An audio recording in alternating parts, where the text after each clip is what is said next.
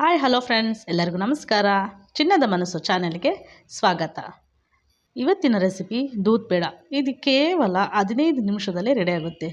ಇದನ್ನು ನಾವು ಬೇಕರಿ ಸ್ಟೈಲಲ್ಲಿ ಯಾವ ರೀತಿ ಮಾಡ್ತಾರೆ ಅದೇ ರೀತಿ ನಾನು ಇವತ್ತು ತೋರಿಸ್ಕೊಡ್ತೀನಿ. ತುಂಬಾ ಈಸಿ. ಇದಕ್ಕೆ ಕೇವಲ 5 ಪದಾರ್ಥಗಳಿದ್ದರೆ ಸಾಕು.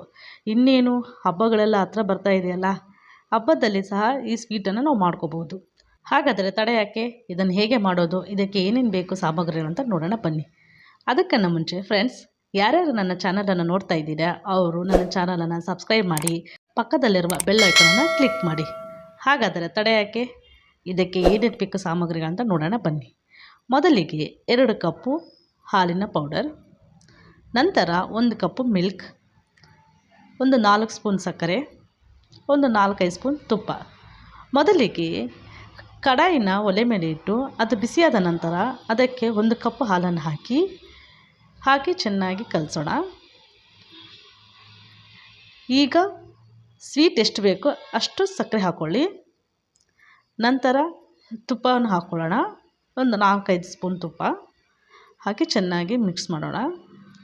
ತುಪ್ಪ, ಹಾಲು, ಸಕ್ಕರೆ ಇದೆಲ್ಲ ಚೆನ್ನಾಗಿ ಮಿಕ್ಸ್ ಆಗಬೇಕು. ಸಕ್ಕರೆ ಎಲ್ಲ ಕರಗಬೇಕು. ಈಗ ಸಕ್ಕರೆ ಎಲ್ಲ ಕರಗಿದೆ. ಇದಕ್ಕೆ 1 ಕಪ್ಪು ಮಿಲ್ಕ್ ಪೌಡರ್. ಫಸ್ಟ್ 1 ಕಪ್ ಹಾಕ್ಕೊಳ್ಳೋಣ. ಎಲ್ಲ ಒಮ್ಮೆಲೆ ಹಾಕ್ಕೊಂಡ್ರೆ ಗಂಟು ಆಗುತ್ತೆ. ಸೊ ಅದಕ್ಕೆ ಸ್ವಲ್ಪ ಹಾಲಿನ ಪೌಡರ್ ಹಾಕಿ ಚೆನ್ನಾಗಿ ಮಿಕ್ಸ್ ಮಾಡೋಣ. ಗಂಟುಗಳಿಲ್ಲದೆ ಚೆನ್ನಾಗಿ ಮಿಕ್ಸ್ ಮಾಡಬೇಕು. ಈಗ ಮತ್ತೆ ಇನ್ನೊಂದು ಕಪ್ಪನ್ನು ಹಾಕಿ ಮತ್ತೆ ಅದೇ ರೀತಿ ಮಿಕ್ಸ್ ಮಾಡೋಣ ಗಂಟುಗಳಿಲ್ಲದೆ. ಈಗ ಫ್ಲೇಮನ್ನು ಲೋ ಅಲ್ಲೇ ಇಟ್ಟಿರಬೇಕು. ಲೋ ಫ್ಲೇಮಲ್ಲೇ ಮಿಕ್ಸ್ ಮಾಡೋಣ. ಇದು ಚೆನ್ನಾಗಿ ಮಿಕ್ಸ್ ಆಗ್ತಾ ಈ ಥರ ಸ್ಟ್ರೆಚರ್ ಗಟ್ಟಿ ಆಗ್ತಾ ಬರ್ತದೆ. ಈ ಥರ ಫ್ರೆಂಡ್ಸ್, ನಿಮ್ಗೇನಾದರೂ ಒಮ್ಮೆಲೆ ಏನಾದರೂ ತೆಳು ಅನಿಸಿದರೆ ಮತ್ತೆ ಇನ್ನು ಸ್ವಲ್ಪ ಮಿಲ್ಕ್ ಪೌಡರ್ನ ಆ್ಯಡ್ ಮಾಡಿ ಮತ್ತೆ ಇದೇ ರೀತಿ ಕಲಿಸ್ಬೇಕು. ಈ ಥರ ಚೆನ್ನಾಗಿ ಕಲಿಸ್ತಾ ಪಾನೆಲ್ಲ ಬಿಟ್ಟು ಸೈಡಿಗೆ ಆಗಬೇಕು. ಈಗ ರೆಡಿ ಆಗಿದೆ. ಇದನ್ನೀಗ ಒಂದು ತಟ್ಟೆಗೆ ಸರ್ವ್ ಮಾಡೋಣ. ಎಲ್ಲವನ್ನು ಸರ್ವ್ ಮಾಡಿ ಒಂದು 10-15 ನಿಮಿಷ ತಣ್ಣಗಾಗೋಕ್ಕೆ ಬಿಟ್ಬಿಡೋಣ. ಇದು ತಣ್ಣಗಾದ್ಮೇಲೆ ನಾವು ಪೇಡ ಮಾಡೋಕ್ಕೆ ಬರೋದು. ಇದು ಸ್ವಲ್ಪ ತಣ್ಣಗಾದ ನಂತರ 2 ಕೈಗಳಿಗೆ ತುಪ್ಪವನ್ನು ಸವರ್ಕೊಂಡು ಚೆನ್ನಾಗಿ ಈಗ ಸ್ವಲ್ಪ ನಿಮ್ಗೆ ಯಾವ ಸೈಜ್ ಬೇಕೋ ಆ ಸೈಜ್ ಅಷ್ಟು ತೊಗೊಂಡು ಚೆನ್ನಾಗಿ ಈ ಥರ ರೌಂಡ್ ಮಾಡೋಣ. ಚೆನ್ನಾಗಿ 2 ಕೈಗಳ ಮಧ್ಯದಲ್ಲಿ ಚೆನ್ನಾಗಿ ಈ ಥರ ರೌಂಡ್ ಮಾಡಿದರೆ ಸೈಡ್ಗೆಲ್ಲ ಕ್ರ್ಯಾಕ್ ಬಂದಿರಬಾರ್ದು, ಬಿರುಕು ಬಿಟ್ಟಿರಬಾರ್ದು.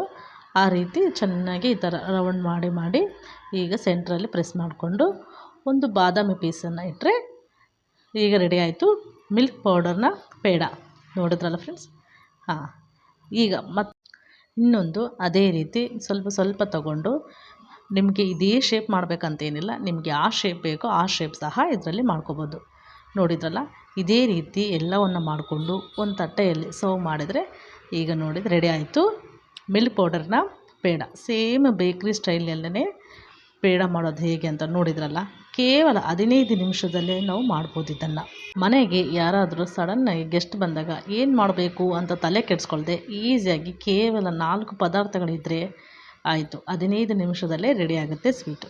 ನೋಡಿದ್ರಲ್ಲ ಫ್ರೆಂಡ್ಸ್, ಬೇಕರಿ ಸ್ಟೈಲಲ್ಲಿ ಯಾವ ರೀತಿ ದೂದ್ ಪೇಡ ಮಾಡೋದು ಅಂತ. ಮತ್ತೆ ಮುಂದಿನ ವೀಡಿಯೋದಲ್ಲಿ ಭೇಟಿ ಆಗೋಣ. ಎಲ್ಲರಿಗೂ ನಮಸ್ಕಾರ.